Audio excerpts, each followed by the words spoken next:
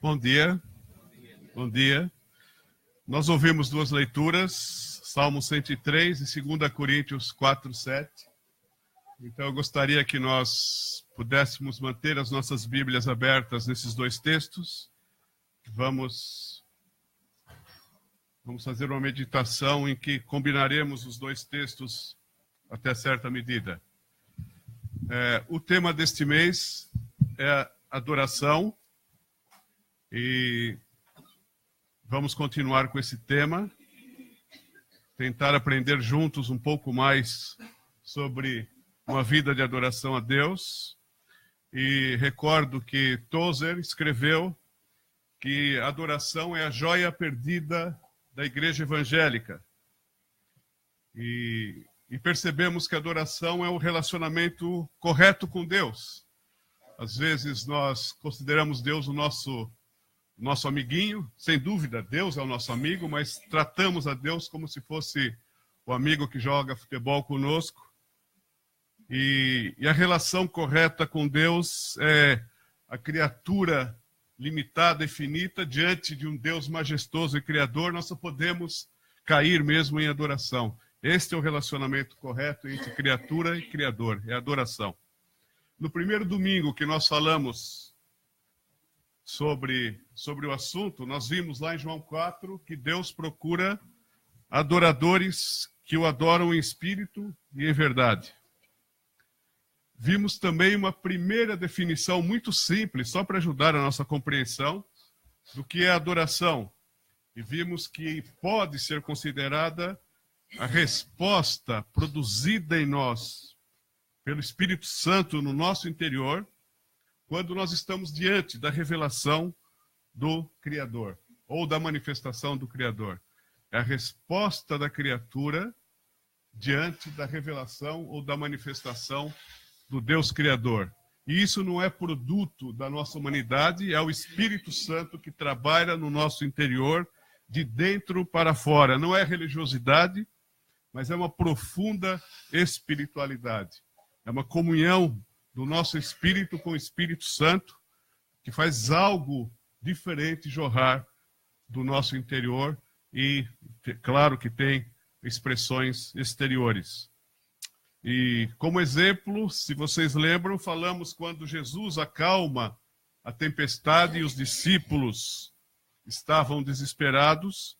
Então, quando ele volta para o barco, que a tempestade passa, os discípulos reconhecem, então, quem ele é e o adoram no barco. Ou quando Jesus aparece ressurreto domingo pela manhã às mulheres, e elas então abraçam os seus pés e o adoram. Então, só para recordarmos brevemente o que já vimos. No domingo passado, ouvimos o Osmar falar também sobre adoração, com base em Apocalipse 4 e 5. E ele disse que a adoração é imanente, ou seja, está aqui no nosso nível visível humano, mas também é transcendente, ou seja, extrapola esta realidade visível e alcança os céus e acontece o tempo todo, por todos, por todo o universo, e nós simplesmente nos juntamos a esse culto cósmico permanente de adoração ao Senhor, Criador e Redentor. Então, vimos isso até agora, de forma resumida, e vamos ver alguns aspectos hoje também, ao combinarmos os dois textos já lidos. Vamos ver como o salmista, aqui no Salmo 103, respondeu em adoração, e vamos estar na expectativa daquilo que o Espírito Santo fará no nosso coração em resposta à sua palavra, que é a revelação do nosso Deus. E esperamos que assim seja, e vamos então orar mais uma vez, pedindo a assistência do Espírito Santo.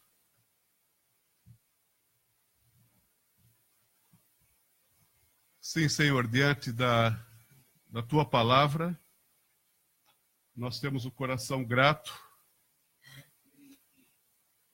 e reconhecemos que precisamos do teu Espírito Santo.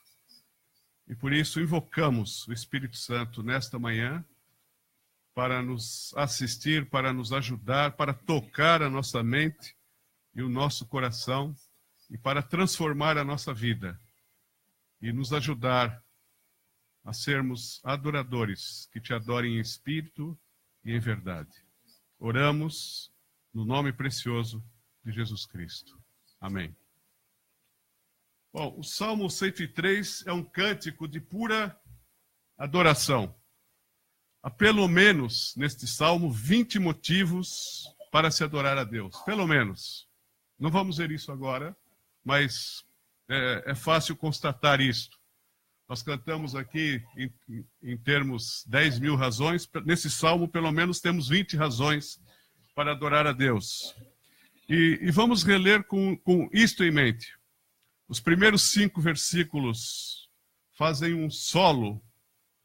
Não há forma plural neles. O salmista, e este salmo é atribuído a Davi, canta para si mesmo, como se estivesse a conversar com a sua alma.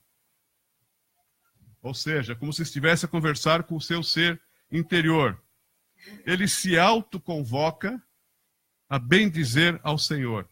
Vou reler os versículos 1 a 5. Bendiz, ó minha alma, o Senhor. Com todo o meu ser, louvarei o Deus Santo. Bendiz, ó minha alma, o Senhor, sem esquecer nenhum dos seus benefícios. É Ele quem perdoa todas as minhas culpas e cura todas as minhas enfermidades. É Ele quem me resgata do túmulo e me enche de amor e ternura.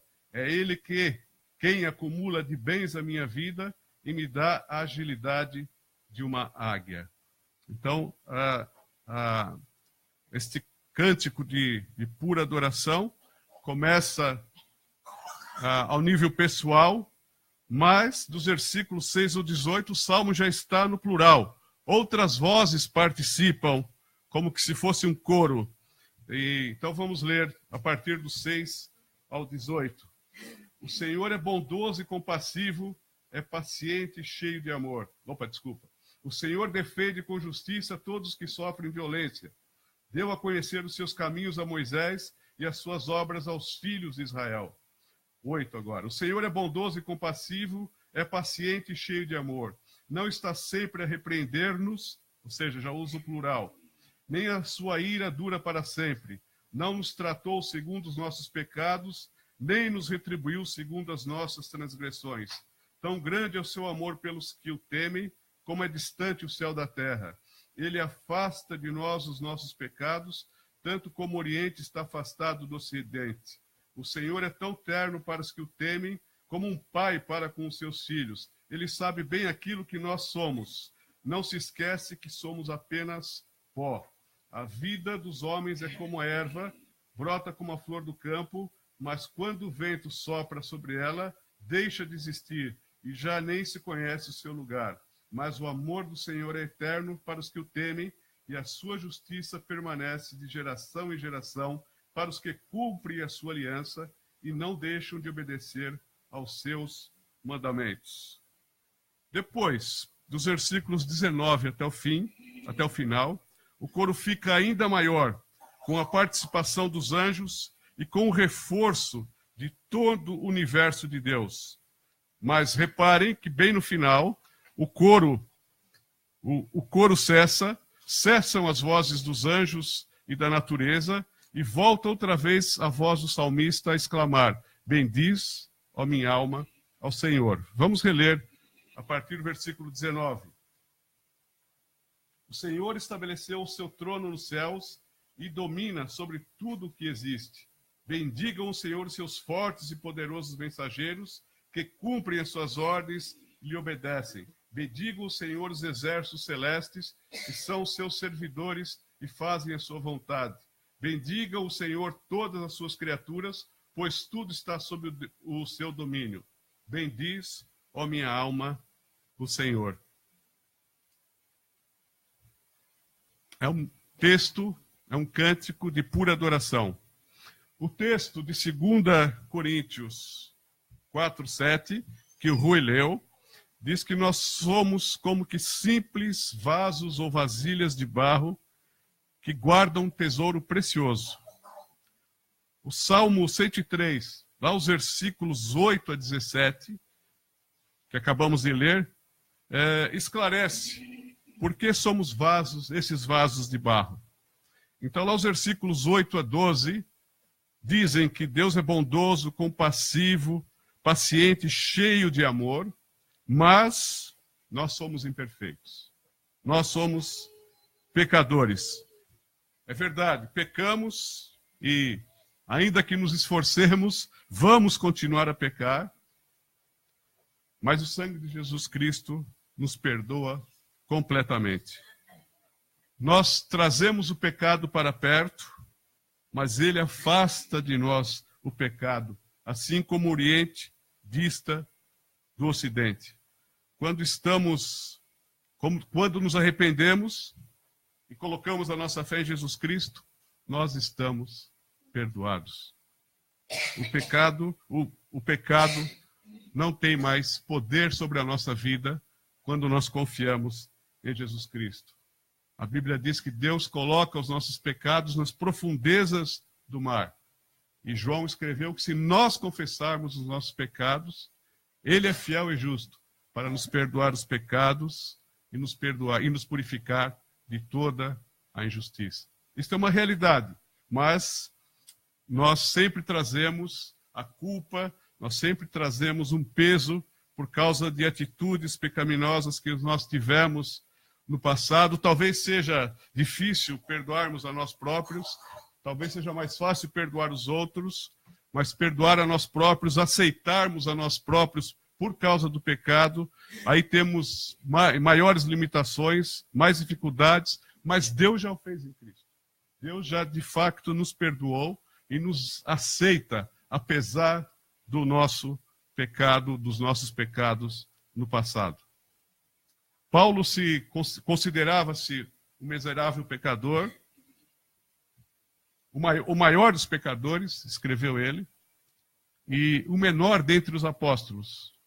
Mas ele foi quem foi e fez o que fez para a causa de Cristo, por causa da graça. É por isso que ele escreveu: mas pela graça de Deus sou o que sou. Pela graça de Deus.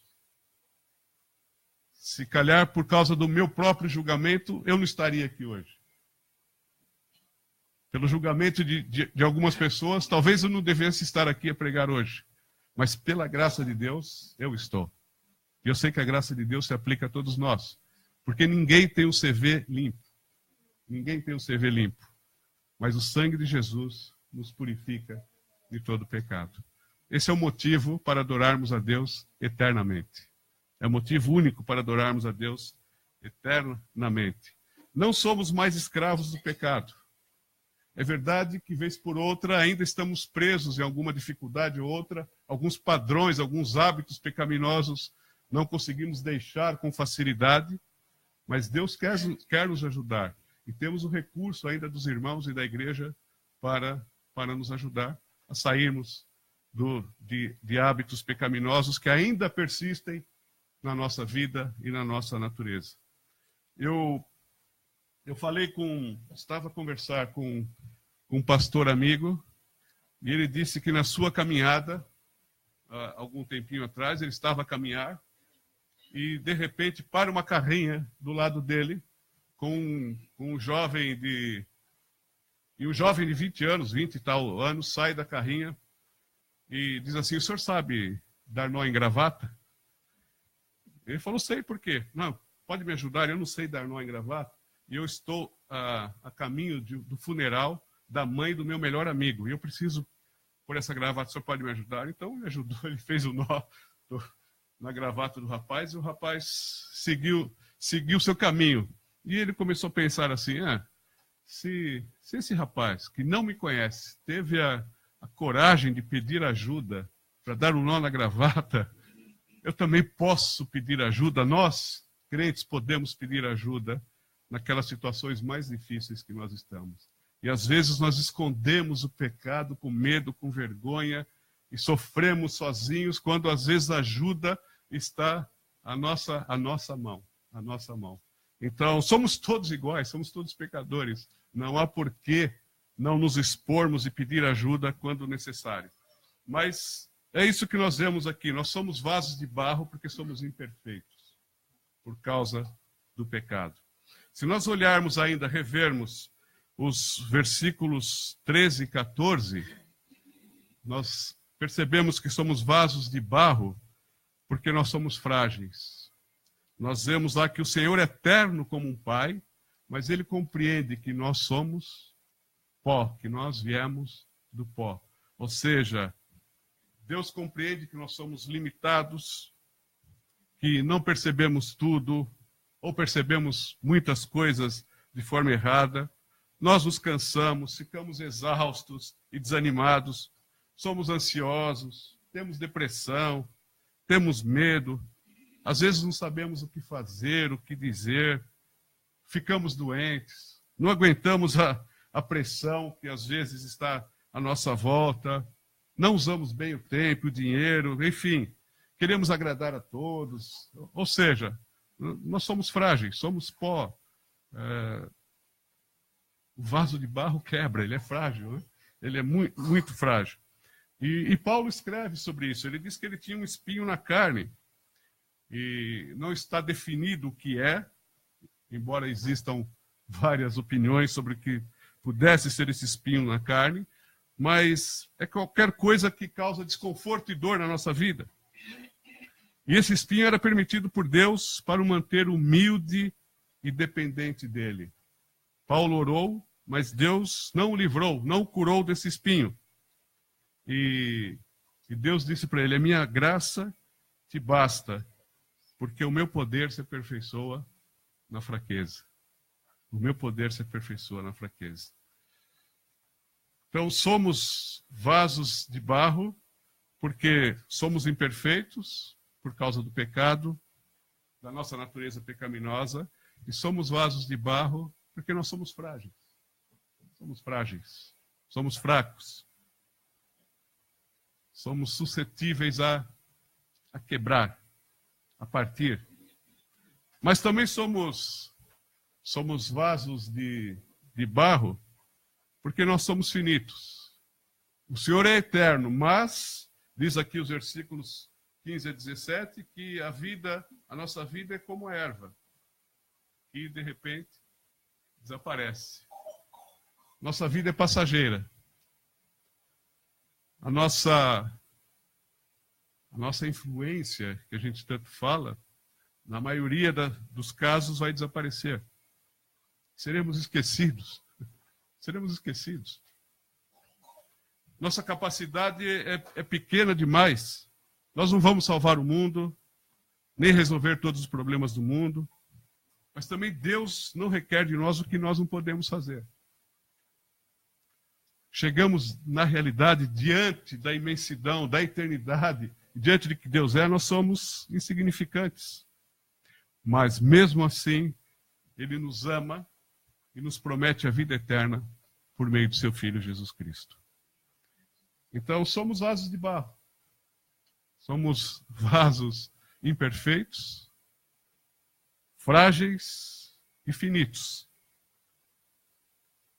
Mas Ele deposita nestes vasos de barro, que somos nós, dessa forma, Ele deposita um tesouro precioso, como nós ouvimos na leitura. Como nós ouvimos na leitura que o Rui fez. E o que é esse tesouro? Esse tesouro é, se nós olharmos o texto com mais atenção, e depois podemos fazer isso em casa, é a luz do conhecimento de Deus, está lá no mesmo texto que o Rui leu, é o ministério que Ele nos deu, é o Espírito Santo que Ele derrama em nossos corações, é a vida de Cristo, é Cristo em vós, como nós podemos ver em outras referências, ou seja, esse tesouro que Ele coloca nesses vasos de barro, que somos nós, é Ele próprio que veio habitar em nós. que grande tesouro nós possuímos, nós carregamos, nós levamos. O próprio Senhor, Criador, perfeito, eterno, que não falha, veio habitar em vasos de barro como nós. Eu li uma notícia algumas semanas atrás sobre um episódio que aconteceu e aqui agora, que acho que foi agora que contaram, que foi que na Segunda Guerra Mundial, lá na Inglaterra, estavam com receio de que os alemães, os nazistas, pudessem chegar na Inglaterra, e não chegaram, né? Bombardearam, mas nunca chegaram a invadir a Inglaterra. Mas havia esse receio na época da guerra, então resolveram esconder as joias da realeza britânica. E tinham que disfarçar e fizeram, e escolheram locais para esconder, enterraram, alguma coisa assim, e colocaram aquelas joias caríssimas, preciosas, raras, mais ouro e prata e etc., em latas de bolacha. Em latas de bolacha. Então, uma simples lata de bolacha tinha lá um tesouro precioso. É assim conosco. Nós somos vasos de barro e temos um tesouro precioso dentro de nós. Se nós virarmos assim uma lata de bolacha com essas joias, vai cair preciosidade, riqueza incalculável e rara e única. Se pegarmos esses vasos de barro que nós somos e pudéssemos virar assim, vai sair Deus de dentro desse vaso. Que coisa impressionante. Que só isso é motivo para adorarmos a Deus sem parar. Ou seja, a nossa imperfeição, a nossa fragilidade e a nossa finitude não são barreiras para o poder de Deus se manifestar em nós e através de nós. Nós não temos poder nenhum. Mas o poder dele se aperfeiçoa e se manifesta através da nossa fraqueza, segundo a sua vontade, e tão somente para a glória dele. Saber disto é libertador e é curador. A obra do Senhor não depende de nós. Nós não somos nada. É Ele quem realiza aquilo que Ele quer em nós e através de nós, apesar de nós. Viver isto é experimentar a graça escandalosa do Senhor que se entregou na cruz por nós. E a minha oração é que o Espírito Santo, ao revelar estas verdades mais uma vez, verdades da palavra, a nós, produza no nosso coração uma verdadeira adoração a esse Deus que, Criador, majestoso, todo-poderoso, que vem habitar vasos de barro como eu e como cada um de nós que entregou a sua vida a Ele. E que cada um de nós possa dizer como salmista: bendiz, ó minha alma, o Senhor. Temos razão suficiente para isso. Amém? Vamos refletir um pouco em silêncio sobre isso.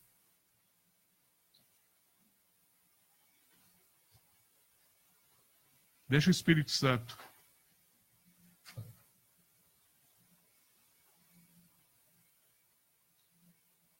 continuar a ministrar, a falar, a tocar o teu coração.